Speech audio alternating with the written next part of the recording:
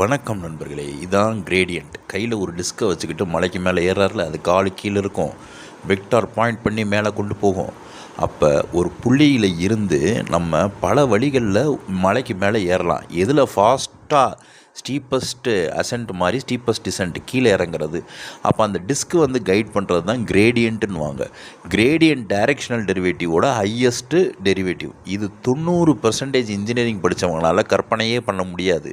இதை ஏஐ கற்பனை பண்ணி கிரியாசக்தியை எல்லா மதங்கள்லையும் சொல்லியிருப்பாங்க. இதில் நான் கரெக்டாக சொல்லணும்னா அசென்ட் டிசென்ட்னா எதில் வேகமாக ஏற முடியும், ஸ்லோப்பு கம்மியாக இருக்குன்னு அர்த்தம். ஷார்ட்டஸ்ட் டிஸ்டன்ஸ் கிடையாது. இதை எல்லாருனாலையும் கற்பனை பண்ண முடியாது. இன்ஜினியரிங் படித்து அதிகமான சம்பாத்தியத்தில் கூட இருப்பான். கணித உலகத்து ஒரு போர்ட்டல் ஆஃப் கான்ஷியஸ்னஸ், அதில் எல்லாருனாலையும் நுழைய முடியாது.